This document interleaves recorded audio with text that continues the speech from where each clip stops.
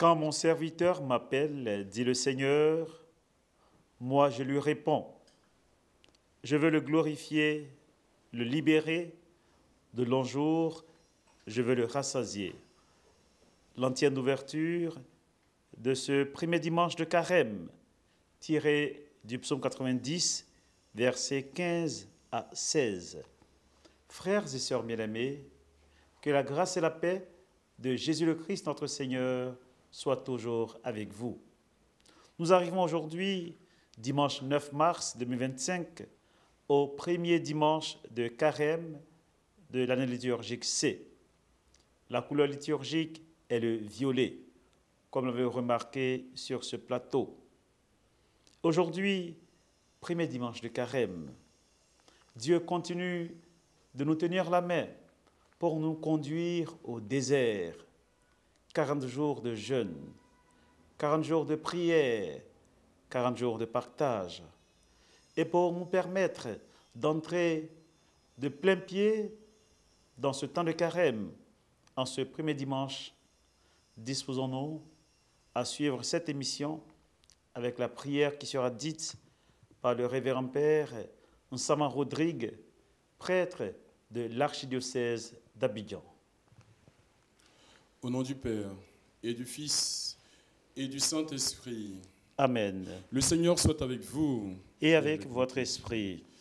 Béni sois-tu, Seigneur, pour ce temps favorable que tu nous accordes, ce beau temps de Carême, dans lequel tu nous conduis toi-même au désert, poussé par ton esprit, pour faire l'expérience de la vraie conversion qui plaise à ton cœur. Béni sois-tu, Seigneur, toi qui suscites en nous le désir de retrouver la meilleure version de nous-mêmes, de retrouver l'homme spirituel conçu selon le Christ. Béni sois-tu, Seigneur, pour cette joie de Pâques que tu anticipes déjà par ces victoires que tu nous permets de gagner au travers de ta présence face à l'épreuve du mal, sous toutes ses formes. Béni sois-tu, Seigneur, pour ta présence dans notre marche vers Pâques et dans nos efforts pour t'adorer, pour te magnifier, pour témoigner de toi en toutes circonstances. Béni sois-tu, Seigneur, toi qui viens nous reconstruire à ton image, à ta ressemblance, avec Jésus, vainqueur de toutes les tentations, notre Seigneur et notre Maître, qui vit et règne avec toi dans l'unité du Saint-Esprit pour les siècles des siècles. Amen. Au nom du Père et du Fils et du Saint-Esprit. Amen. Frères et sœurs bien-aimés, une fois de plus, nous sommes très heureux d'entrer dans cette émission avec cette prière qui a été dite par le révérend Père Nsama Rodrigue, prêtre de l'archidiocèse d'Abidjan. Je rappelle que nous sommes aujourd'hui au premier dimanche de Carême et Dieu continue de nous former, de nous instruire, de nous forger à l'écoute de sa parole. Je rappelle que pour ce temps de Carême, dans l'Église catholique, on ne chante pas le Gloria, le gloire à Dieu. Juste après le confiteor, on entame la prière d'ouverture. Nous écouterons plusieurs textes en ce dimanche. D'abord, la première lecture qui est tirée du livre du Deutéronome au chapitre 26, versets 4 à 10. Ensuite, le psaume responsorial tiré du psaume 90, dont le refrain est « Sois avec moi, Seigneur, dans mon épreuve ». La deuxième lecture est tirée de la lettre de Saint Paul apôtre aux Romains, au chapitre 10, versets 8 à 13.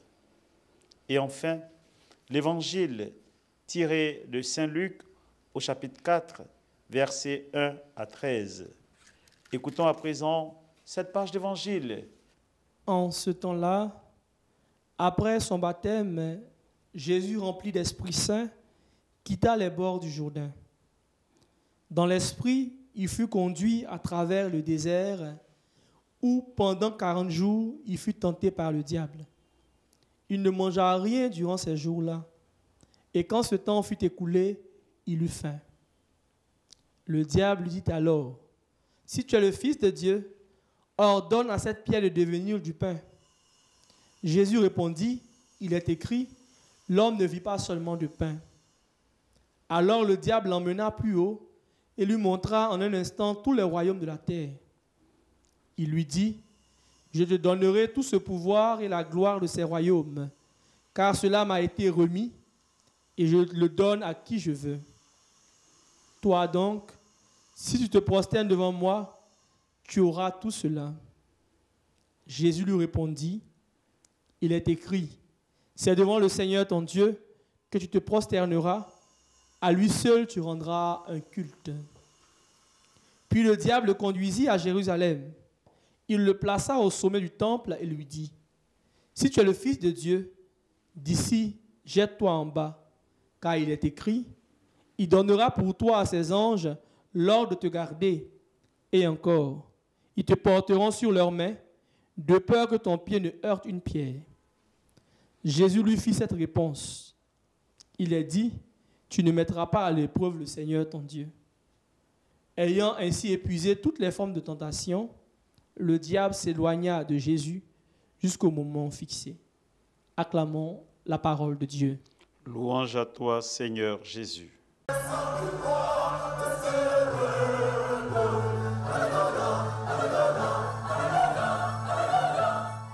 Nous venons d'écouter cette belle page d'évangile en ce premier dimanche de Carême, dimanche 9 mars 2025. Merci une fois de plus au révérend Père Herman Angora, vicaire à la paroisse Sainte Trinité d'Aquedo Extension, pour la qualité de la lecture, pour cette belle page d'évangile que l'Église nous a proposée. Merci Père Herman Angora. Et nous revenons sur le plateau avec le révérend Père Nsama Rodrigue, prêtre de l'archidiocèse d'Abidjan. Alors Père, je reviens vers vous. Nous sommes entrés depuis le mercredi des Cendres dans le temps favorable du carême. Exactement. Alors Père, que signifie le carême? Et quelles sont les implications? Comment comprendre ce temps de carême? Déjà, le carême, c'est un temps de grâce, où le Seigneur nous permet de retrouver la meilleure version de nous-mêmes.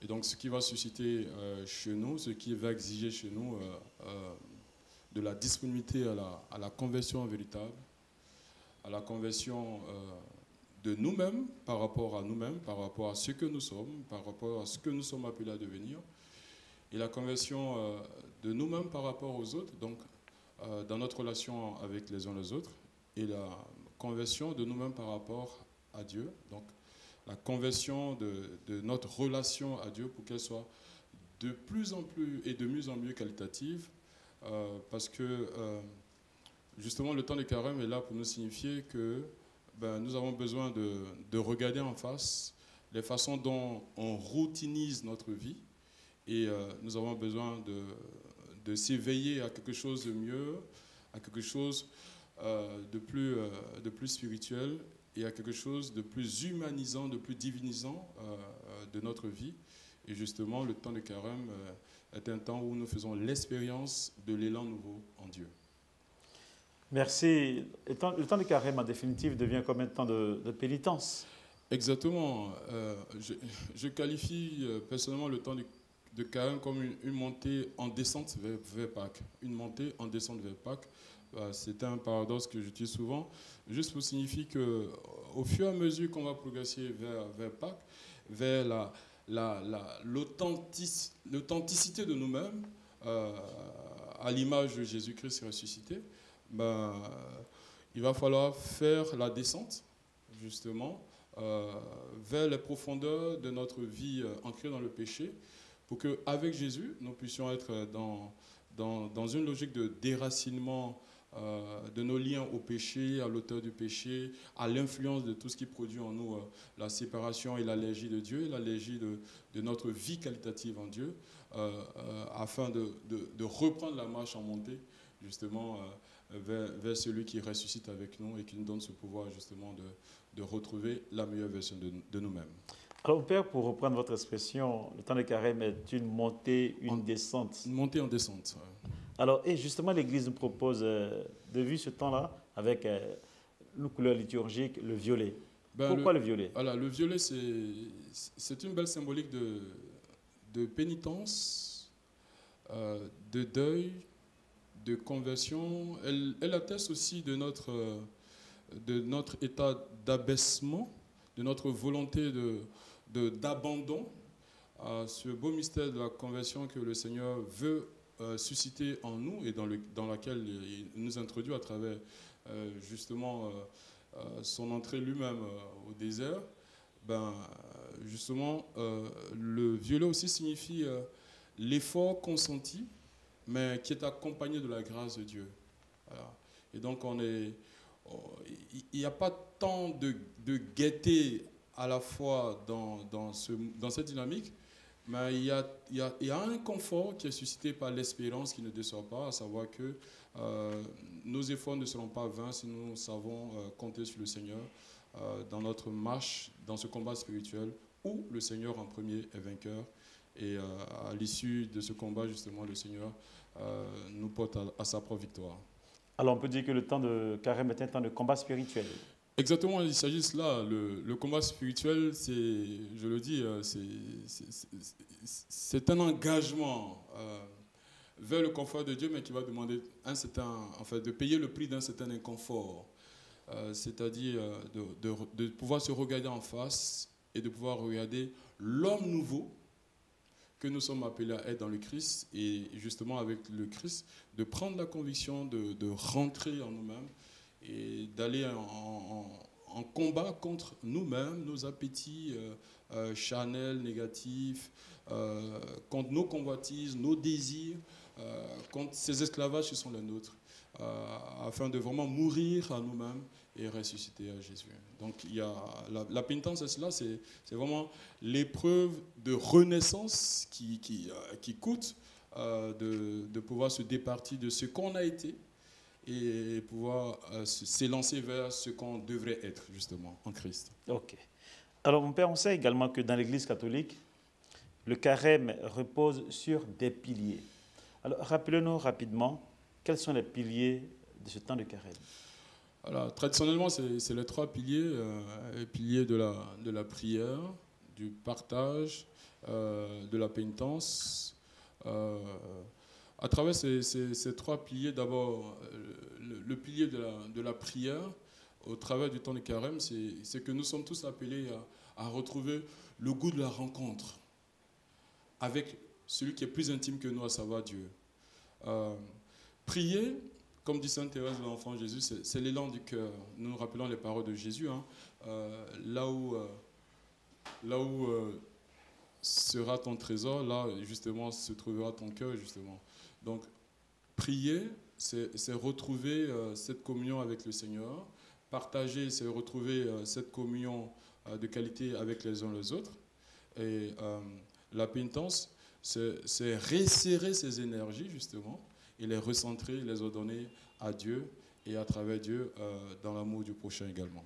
Voilà. Justement, mon père, le mercredi décembre dernier, j'étais sur une paroisse à Bobo, et une maman qui m'a approché pour me demander, ah, l'abbé, est-ce que pendant le jeûne, pendant le temps de carême, est-ce qu'on peut boire de l'eau? Alors, si on jeûne, est-ce qu'on peut boire de l'eau? Est-ce qu'on peut cracher? Est-ce qu'on peut manger du chewing-gum? Bon, les questions qu'une maman m'a posées que je veux porter à votre connaissance, mon père. Bien sûr, en fait, il y a plusieurs façons de jeûner. Généralement, d'abord, le premier sens, c'est de se priver de nourriture. Voilà. Il peut y avoir un jeûne léger. Okay. C'est de pouvoir prendre de l'eau ou du pain. C'est aussi une recommandation de Marie à Medjugorje, le jeûne au pain et à l'eau, ou le jeûne à sec, comme on appelle traditionnellement le jeûne d'Esther, ni eau, ni pain, où on ne mange vraiment pas, mais il n'empêche que naturellement on puisse avaler sa salive. C'est vraiment la différence du jeûne des musulmans. Voilà. Soyons très naturels, hein. Il ne s'agit pas d'efforts physiques pour faire des efforts physiques, mais derrière c'est de se laisser porter par la vertu spirituelle dans laquelle nous entraîne le jeûne. Donc d'abord, le jeûne, c'est une privation. Chacun, selon sa façon, peut se donner une forme de privation physique, alimentaire au jeûne.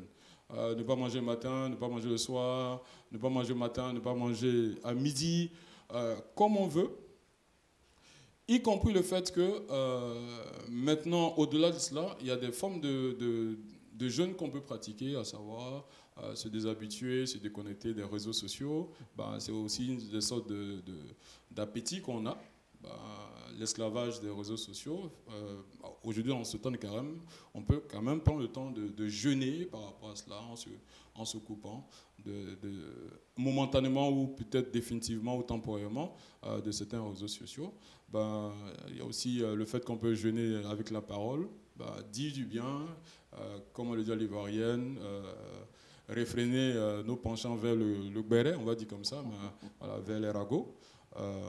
Tout ça, c'est des formes de jeûne qu'on peut se pratiquer liées à ce qu'on veut remettre au Seigneur comme fragilité, comme faiblesse. Et chacun de nous, en regardant sa vie, a la possibilité de trouver une forme qui plaise au Seigneur en termes de jeûne.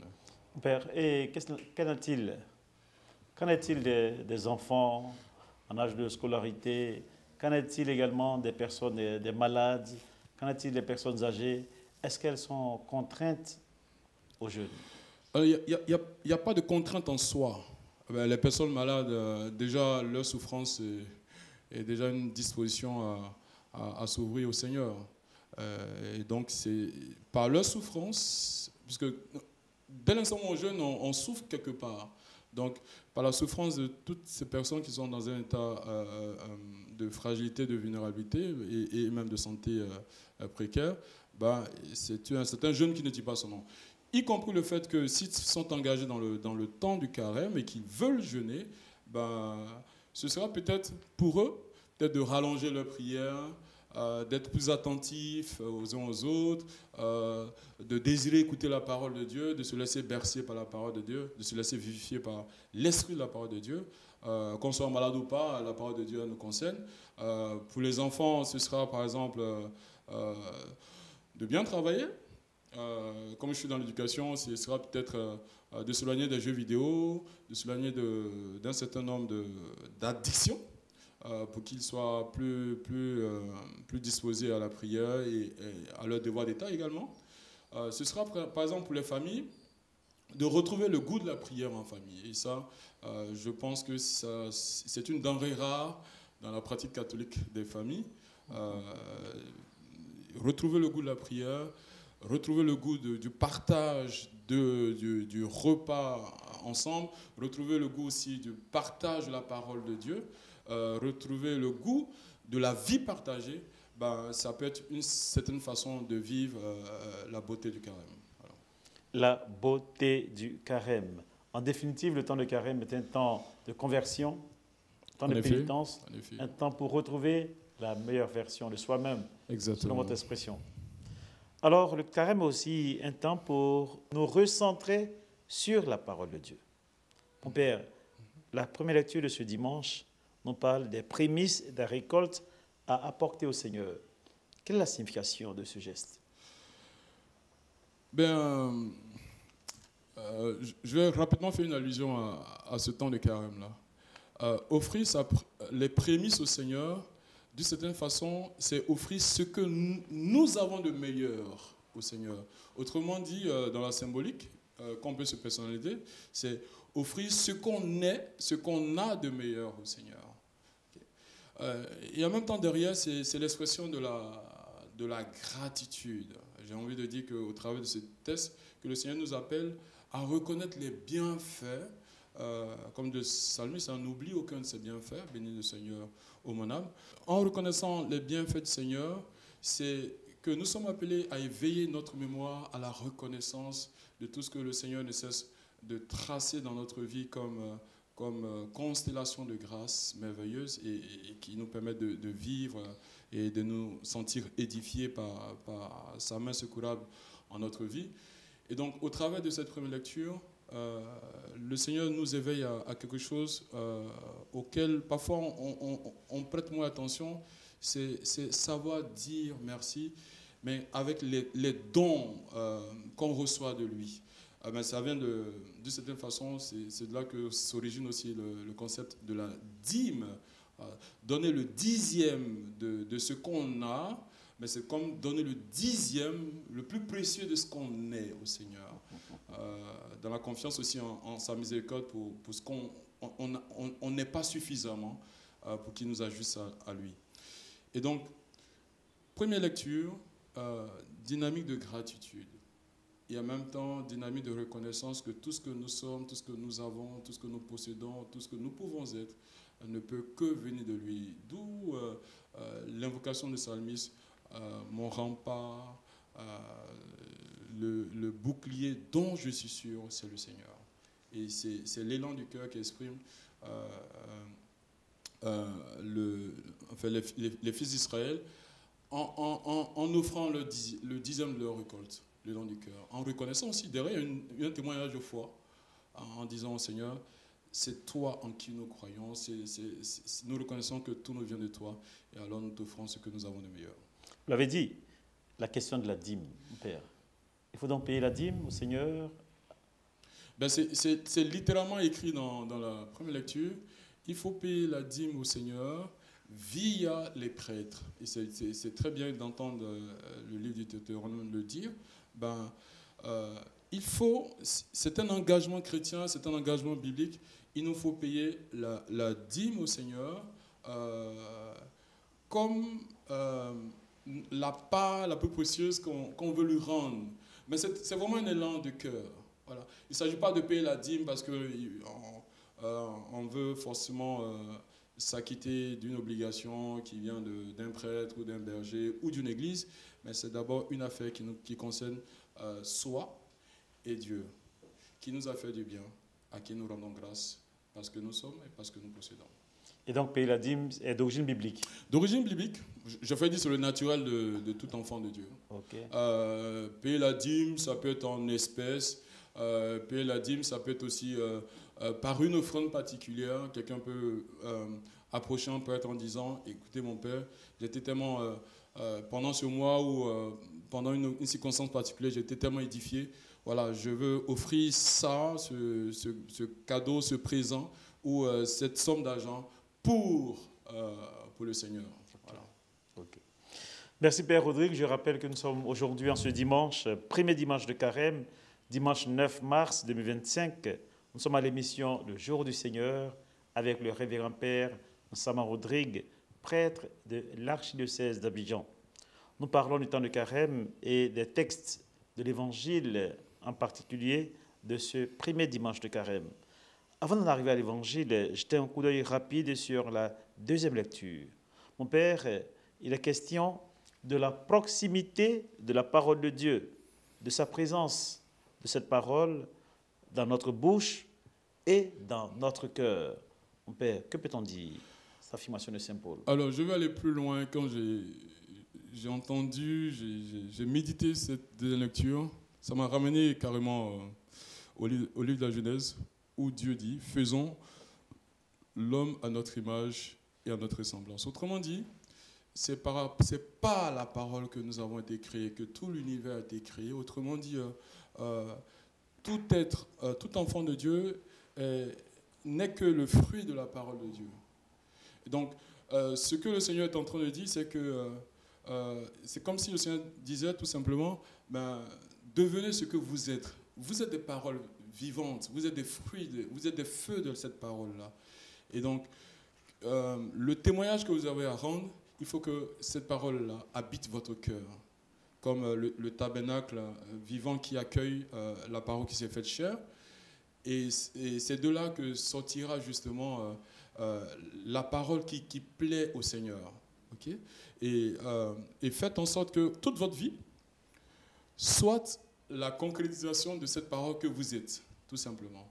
Et c'est pour ça que je suis très heureux d'entendre vraiment cette page de parole de Dieu, comme on voit que la parole qui nous a conçus demande aussi de devenir parole et pour nous, et parole de louange pour Dieu, et parole aussi de vie et d'impact pour les uns et les autres. Voilà. Donc la parole a besoin de médiation pour continuer le cours de création nouvelle à travers chacun de nous. Et je pense que c'est une chance que nous sommes d'être des privilégiés de Dieu. Être des privilégiés de Dieu, et justement le temps de carême est un temps pour redécouvrir. Exactement.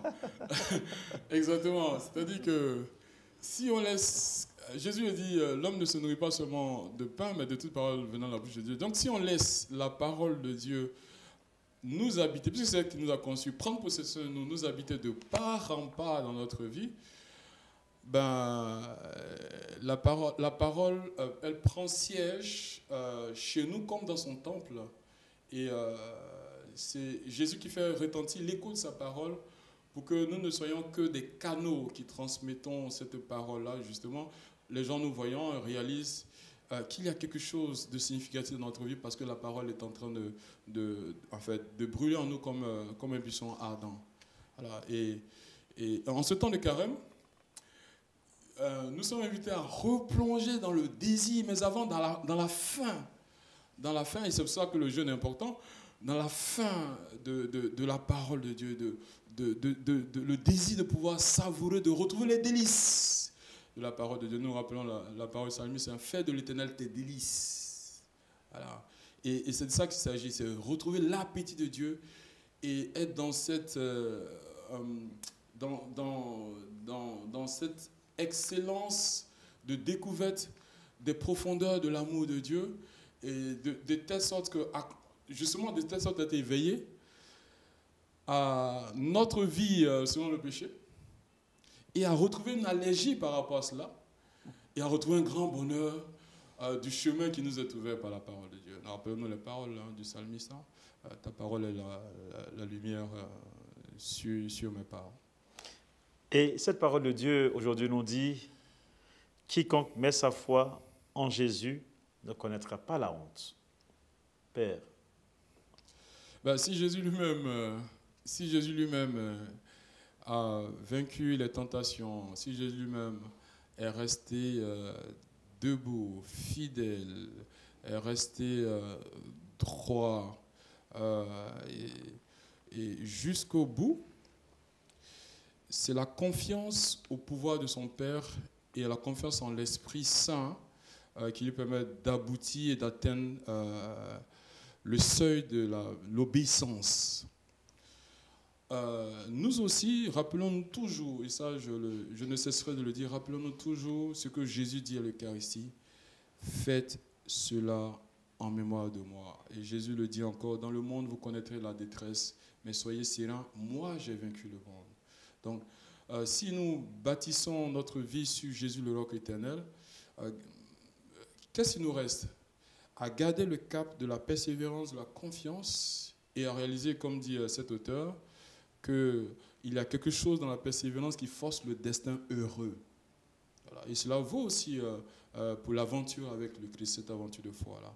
Et donc, avec le Christ, ne désespérons pas, ne désarmons pas, laissons-le habiter en nous de part en part par la puissance de sa parole et nous réalisons que nos efforts n'auront pas été vains parce que nos efforts seront sanctionnés par des grandes victoires que lui seul procure. Mon Père, il est heureux de vous écouter. Il est heureux d'être en votre présence. Le temps qui nous est parti progressivement à sa fin.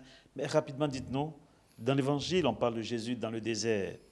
Rapidement, qu'est-ce qu'on peut retenir de cette page d'Évangile en particulier? Alors, déjà dans cet Évangile, confiance, car au devant de notre marche de carême, il y a le Maître, voilà, qui mène l'aventure avec nous et qui nous appelle à être vigilants sur trois choses: les tentations du corps, les tentations du cœur, les tentations de l'esprit. Les tentations du corps qui sont liées aux satisfactions charnelles négatives, les tentations du cœur qui sont liées à tous les désirs d'ambition, tous les désirs tous les cultes de la personnalité, tous les recherches de prestige, d'avantages comme un dû. tous les égocentrismes que nous développons ici et là, et les tentations de l'esprit, c'est toutes les perversions qui sont liées au diable et à ses influences et qui nous détournent de ce que nous sommes appelés à faire, de notre destin dans le Christ, pour retrouver certaines facilités. Okay. Et cette vigilance à cette tentation-là, c'est ce à quoi le Seigneur attire notre attention tout le long du temps de carême. Mais en même temps, Jésus nous rappelle qu'il nous faut nous appuyer sur lui et lui seul et sur sa parole. Il le dit très clairement, devant les tentations du démon, Jésus oppose la puissance de la parole. Le diable a voulu se servir de la parole pour corrompre son esprit, pour dévoyer son regard, pour pervertir sa conscience et pour tronquer son jugement. Mais Jésus est resté très tranché sur la parole. Autrement dit, pour retrouver le bel état souhaité de chacun d'entre nous, que nous puissions garder la confiance dans le Seigneur et garder la confiance dans la vérité contenue dans la parole de Dieu. C'est elle qui nous libérera. C'est la parole de Dieu qui nous libérera. Gardez la confiance en Dieu, gardez la confiance en cette parole, source de libération, source de vie et source de bonheur. Frères et sœurs bien-aimés, en ce premier dimanche de carême, n'oublions pas, Jésus a vaincu le mal par sa fidélité à la parole de Dieu. Jésus a vaincu le mal en étant accroché à cette parole de Dieu, cette parole qui nous invite à l'amour du prochain. Il faut donc éviter de se laisser séduire par les réalités de ce monde en ayant les yeux fixés sur Jésus, lui, l'auteur du salut, qui nous aide en ce temps de carême, qui nous soutienne en ce temps de carême et qui nous garde en ce temps de carême. Bon temps de carême et bon dimanche à tous et à toutes.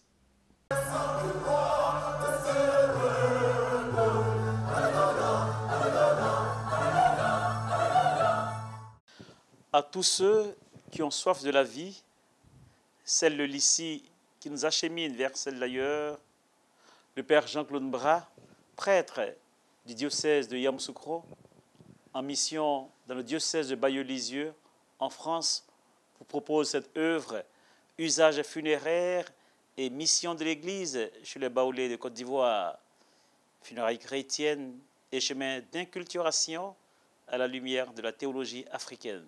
Bonjour mon Père. Bonjour Père Guinzo. Et en ce dimanche, nous sommes très heureux de vous recevoir sur notre plateau de l'émission, le Jour du Seigneur, pour parler de votre œuvre, cette œuvre théologique avec une densité particulière pour le peuple de Dieu. Joie partagée d'être sur votre plateau. Voilà. Alors Père Jean-Claude, vous avez mis à la disposition du peuple de Dieu cette belle œuvre théologique dont le titre, je l'ai évoqué, est « Usage funéraire et mission de l'Église chez les Baoulés de Côte d'Ivoire ». Funérailles chrétiennes et chemin d'inculturation à la lumière de la théologie africaine. Alors Père Jean-Claude, pourquoi avoir choisi de faire une telle œuvre? Quelles sont les raisons et les circonstances qui ont prévalu à la rédaction de cette belle œuvre théologique? Merci Père Guinzo. Alors, le thème de la mort m'a toujours fasciné. Déjà, quand nous étions au moyen séminaire, en terminale, on a eu à travailler des devoirs de philosophie sur la mort.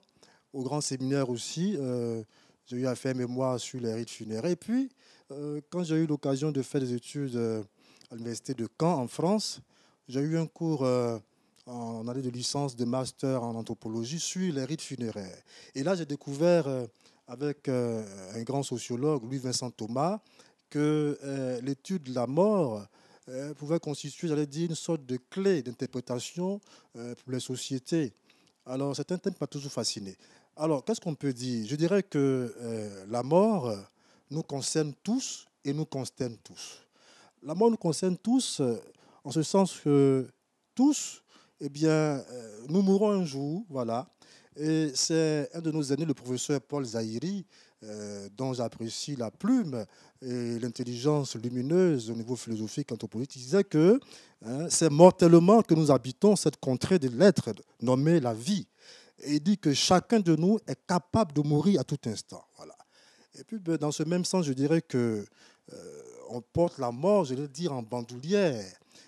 Un ancien proverbial baoulé dit que la mort est comme une éponge avec laquelle tout le monde se lave. Voilà. Donc la mort, c'est caractère, on va dire, universel, inéluctable, la mort. Donc la mort nous concerne tous. En même temps aussi, elle nous consterne tous parce que devant la mort, nous sommes fragilisés, désabusés et nous avons raison de crier notre ras-le-bol devant la mort. Mais en même temps, face à tout cela, eh bien, qu'est-ce qu'on peut retenir? Alors, simplement, pour dire qu'une réflexion sur la mort mérite d'être menée. Et c'est ce que j'ai essayé, à mon humble niveau, de faire dans cet ouvrage qui est un peu l'extrait, j'allais dire, d'une thèse de doctorat en théologie soutenue à l'Université de Strasbourg. Alors, Père Jean-Claude, aujourd'hui, le syncrétisme religieux est un phénomène bien connu et ancien qui fait fusionner des doctrines et des rites de provenance diverses, quitte à paraître incompatibles parfois. Alors, je commence avec cette belle citation de votre préface. Père Jean-Claude, quelles sont les différentes articulations de cette œuvre théologique que vous nous proposez? Alors, je me permets de jeter un coup d'œil déjà dans l'organisation de ce bouquin qui s'élabore, j'allais dire, selon nos statuts ternaires, en 3 grandes parties. La première partie, donc, fait référence au langage rituel funéraire baoulé, avec les modalités de rencontre avec le christianisme. Et de là, j'essaie de dégager une esquisse d'interprétation anthropologique des rites funéraires. La deuxième partie, quant à elle, dans une sorte de détour, nous parle de la mort des rites funéraires dans d'autres contextes, voilà, dans la Bible, dans le monde romain, etc. Ça permet de sortir du contexte et puis de décontextualiser. Et puis enfin, la troisième partie, c'est une sorte de reprise théologique pour une mission évangélisatrice adéquate de la ritualité funéraire baoulée, à la fin de laquelle on retrouve une théologie de l'espérance, une théologie de dialogue entre foi et culture, une théologie aussi de la libération de l'être humain baoulé. On va tout à l'heure voir ça, on en parlera, pour dire qu'on doit être libéré de tous ces pesanteurs-là qui nous clouent. Voilà. Alors, Père, vous dites de très belles choses. On distingue clairement les 3 grandes parties. Et c'est des termes théologico-sociologiques que vous employez. Je lis par exemple, vous parlez d'une sémiologie anthropologique, d'un détour épistémologique, des enjeux théologiques, des rites funéraires. Père Jean-Claude, concrètement, qu'est-ce que vous voulez que les lecteurs ou les téléspectateurs comprennent de par cette œuvre? Alors, de par cette œuvre qui essaie d'analyser la question essentielle entre la foi et la culture, de comprendre que ce que nous sommes ne doit pas être un frein à aller à la rencontre du Christ. Le Christ vient à notre rencontre. Il vient également pour que nos cultures puissent recevoir, une lumière, mais aussi ces cultures-là aussi sont invitées à apporter quelque chose dans ce dialogue permanent entre foi et culture. Et puis, une fois qu'on aura fait ça, pour que nos chrétiens africains baoulés ne se sentent plus, écartelés. Mais, alors, en parlant des baoulés, ce n'est pas seulement les baoulés, mais je veux dire, tout chrétien africain ou même chrétien de différents continents, et que la culture ne soit pas un frein pour aller vers le Christ, mais qu'on puisse s'assumer en étant ce que nous sommes, pour aller vers le Christ, pour vivre notre foi sans dichotomie. C'est surtout ça. Alors justement, vivre notre foi sans dichotomie. Quelle peut être la mission de l'Église face aux usages funéraires chez les Baoulés? Alors, je pense que la mission première de l'Église, c'est d'annoncer un message d'espérance, à la lumière de Pâques, pour dire que la mort, malgré son caractère quelque peu tragique, eh bien, en régime chrétien, la mort n'est plus ce mur sur lequel on se fracasse, mais devient un passage, voilà, une Pâque qui nous conduit vers la vie, dans la vie, je dirais même dans la Zoé, voilà, la vie vivante, voilà. Mais en même temps aussi qu'on parle de cette espérance, le message de l'Église est un message de libération, voilà. Parce que face aux pesanteurs culturels, parfois, nos chrétiens sont complètement désemparés, il faut faire telle chose, on ne sait pas trop. Et si bien que le rite a tendance à déshumaniser parfois. Donc, le message de l'Église ici, c'est de porter un message de libération. Je dirais de libération holistique, voilà, de tout l'homme, voilà, dans tout ce qu'il est, hein, pour que on puisse aussi se détacher de toutes ces ambiguïtés, quelquefois magico-sorcières, voilà, de terreur, voilà, hein, qui nous plombent au cours des rites funéraires, voilà. Que le chrétien africain, le chrétien tout court, soit libéré devant tout cela, parce que le Christ, au-delà de la mort, lui apporte la vie. Donc c'est un message d'espérance, un message de libération. Et justement, un message d'espérance, un message de libération. Quand on comprend le contexte des funérailles dans nos pays baoulés, en pays baoulés en général, la mort, source de désolation, la mort, source de tristesse. Comment est-ce que l'Évangile peut être une source de libération et une source d'espérance? Justement, Père Jésus, effectivement, la mort donc, a différentes facettes. Hein. Donc, la mort est source de déchirure, de drame, tout cela. Mais en même temps aussi, il y a l'autre versant. Hein. Et ça, nos religions africaines et d'autres religions l'ont bien compris. C'est-à-dire que la mort n'est pas la fin. Voilà. Peut-être que c'est une fin, mais ce n'est pas la fin. La mort donc devient un passage. Et pour revenir encore à la culture baoulée, on dit que la mort est ça, voilà, comme un passage. Voilà. Un passage qui nous mène dans la vie, sur les ancêtres et tout cela. Et en régime chrétien aussi, cette mort-là devient ce passage qui nous conduit vers la vie en Dieu, vers la vie en Dieu. Et donc, c'est ce message-là qu'on doit donc, véhiculer. Ça n'enlève rien, au tragique de la mort. Souvent, on dit non, la mort est quelque chose, la mort est douloureuse. Voilà, peut-être quelqu'un qu'on ne verra plus avec nos yeux de chair, c'est douloureux et dramatique. Mais en même temps, au-delà du drame de la mort, il nous faut accueillir ce message d'espérance, voilà, qui, ma foi, est déjà présent dans nos cultures. Voilà. Alors, je veux dire quelque chose de très, très important, c'est que en célébrant donc les funérailles et tout ça, la mort, en fait, c'est la vie que nous célébrons. Voilà. Parce que célébrer la mort, c'est célébrer la vie. Voilà. Autrement dit, vie et mort marchent ensemble. Voilà. Mais au-delà de la mort qu'on célèbre, c'est la vie qu'on célèbre, en fait. Et dans votre œuvre, vous évoquez des termes théologiques bien précis. Vous parlez de théologie de l'inculturation de la foi. Vous parlez également d'inculturalité. Père Jean-Claude, est-ce que ce langage n'est pas un peu un obstacle pour la compréhension du citoyen lambda? Alors, je souris un peu parce que c'est effectivement, quand on parle de ces termes théologiques, quelquefois qui donnent de contenance, mais en même temps aussi, il faut faire un peu œuvre de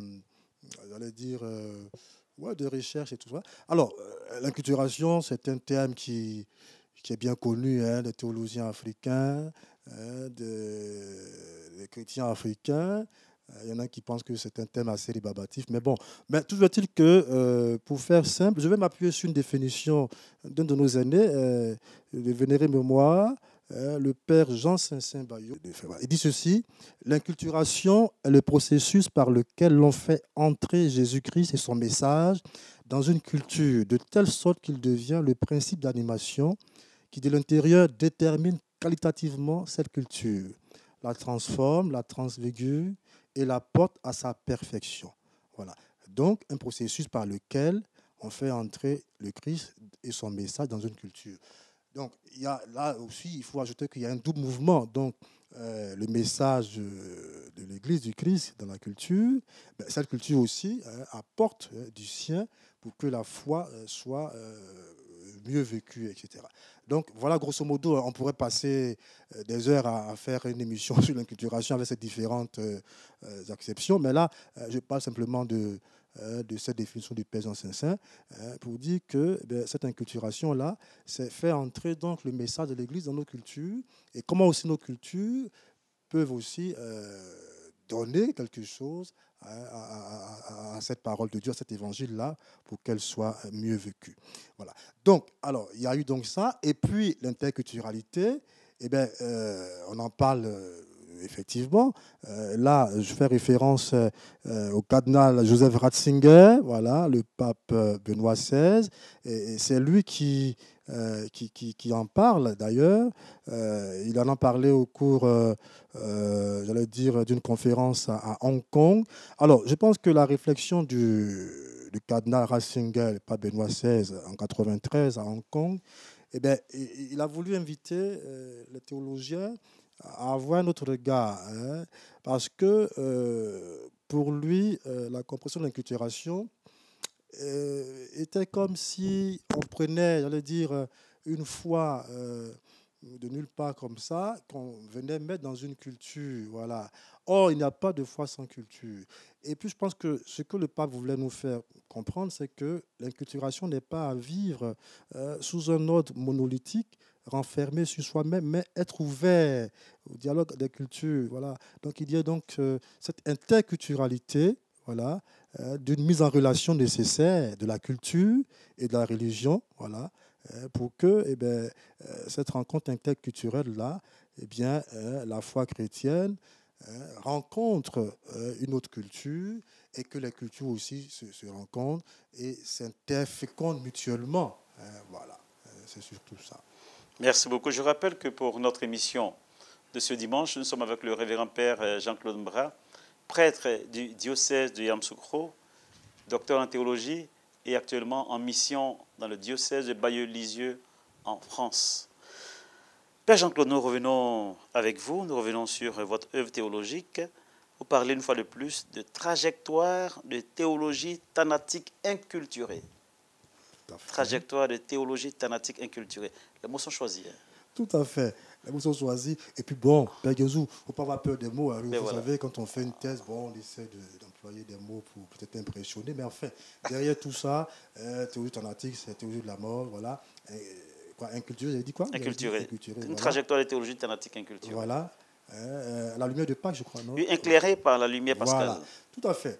Il me semble que Pâques devient, j'allais dire, le socle hein, de notre toute théologie. Hein. C'est la lumière de Pâques que tout doit se bâtir. D'ailleurs, Saint Paul le dit, si Christ n'est pas ressuscité, notre foi est vaine. Donc, tout part de Pâques et tout revient à Pâques. Et donc, cette théologie que nous bâtissons là, eh bien, doit prendre ses fondements, ses racines à partir de Pâques. Voilà. Hein. Donc, comment, en tant que chrétiens africains, nous pouvons élaborer cette théologie en tenant compte du mystère pascal, de la mort et de la résurrection de Jésus. Et d'ailleurs, dans l'œuvre, je parle aussi de, pour revenir encore à Pâques, je parle de, il faut qu'on fasse une Pâques, il y a une Pâques de la culture. Hein. J'emprunte ce terme-là, un théologien béninois, le père Antoine Nouvavi, qui parle de Pâques de la culture, pour dire que nos cultures ont aussi à mourir à ce qu'elles ont de négatif, pour accéder à une résurrection, j'allais dire, transfiguratrice. Voilà. Donc Pâques est un élément central dans l'élaboration de cette œuvre, parce que Pâques devient le moment focal qui nous permet donc de comprendre la mort et la résurrection de Christ, et partant aussi notre mort et notre résurrection. Est-ce qu'on peut dire que la lumière pascale éclaire désormais notre mort, notre vie et notre mort? Tout à fait, mon père, vous avez tout à fait bien perçu la chose. C'est la lumière de Pâques qui vient donc éclairer nos ténèbres, qui vient donc, j'allais dire, briser les ténèbres de nos morts, tout ça, de nos vies, par exemple, pour nous faire accéder à la lumière de la vie. Donc, sans Pâques, eh bien, nous restons toujours cloués, j'allais dire, avec les scories de la mort. Alors, Pâques vient nous aider à nous mettre debout, voilà, pour être debout et marcher. Et puis, comme disait Saint Irénée de Lyon, voilà, être, voilà, la gloire de Dieu, c'est l'homme vivant, voilà, l'homme debout, voilà. Et donc, Pâques, me semble-t-il, est un moment formidable et fort qui nous aide à nous mettre debout et à vaincre, j'allais dire, les miasmes de la mort, voilà. Mais justement, je reviens encore au peuple baoulé. Est-ce que nos parents baoulés comprendront qu'il faut quitter Paquinou pour aller à Pâques? Ah, ça mériterait d'autres heures d'émission, comprendre la symbolique de Paquinou, d'où est-ce que ça vient, et puis quelles sont les accointances avec la Pâque de Jésus. Mais toujours est-il que la Pâque chrétienne vient nous apporter un message d'espérance. Un message d'espérance, un message d'amour, de dialogue, un message de foi, un message de paix, pour dire que nos cultures, dans Pakin, tout ça aussi, sont appelées à converger vers ce message d'espérance qui, pour nous chrétiens, est un message de foi, d'amour, où nous célébrons la victoire de la vie sur la mort. Et d'ailleurs, c'est le Père Jean Saint encore qui disait comment au cœur de la mort, eh bien, le cœur de Dieu rencontre le cœur de l'homme pour qu'advienne, j'allais dire, la vie. Donc voilà. Donc toujours en revenant à Pâques, pour que eh bien, la lumière de la vie puisse nous éclairer pour la vie. Voilà. Que la lumière de la vie puisse nous éclairer pour la vie.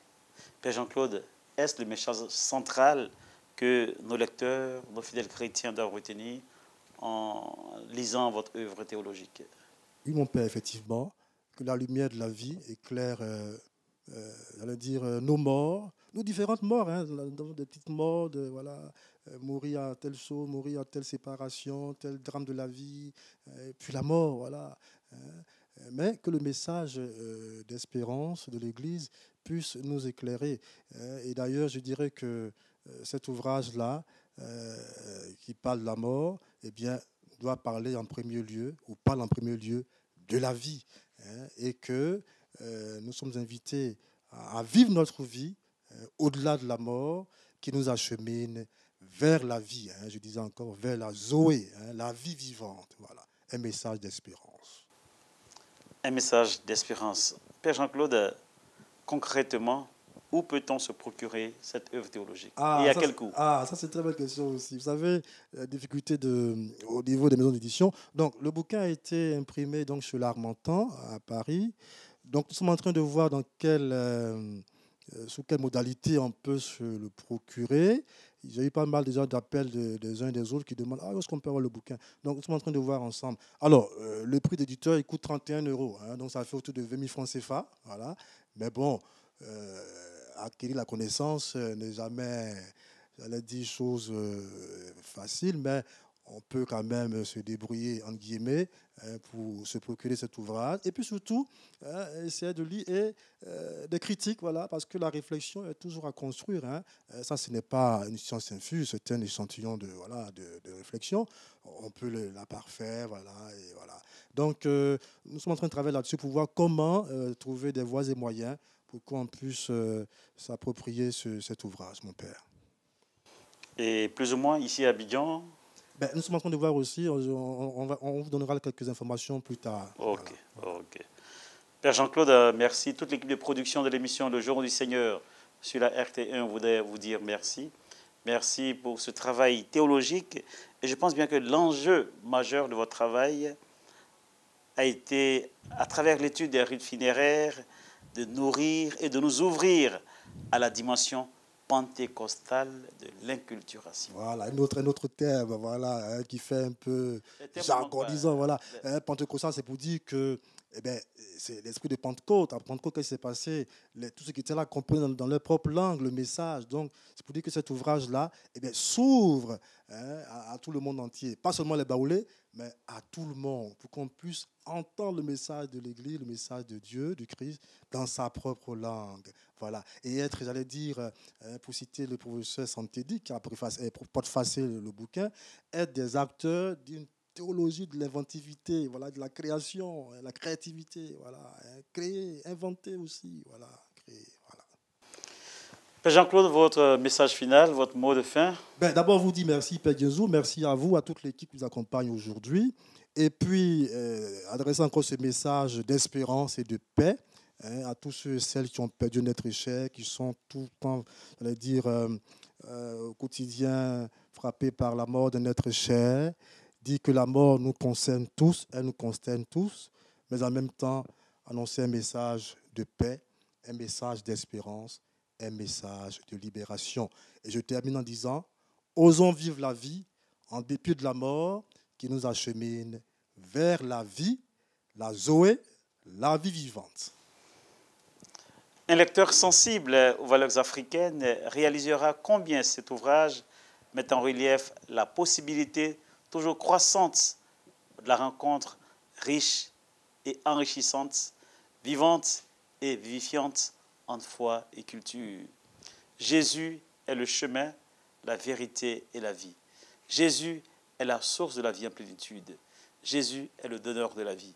Ouvrons-nous à lui, il nous conduira certainement vers la source de la vie dont il est la source et l'origine. Bon dimanche à vous et à dimanche prochain à la paix du Seigneur.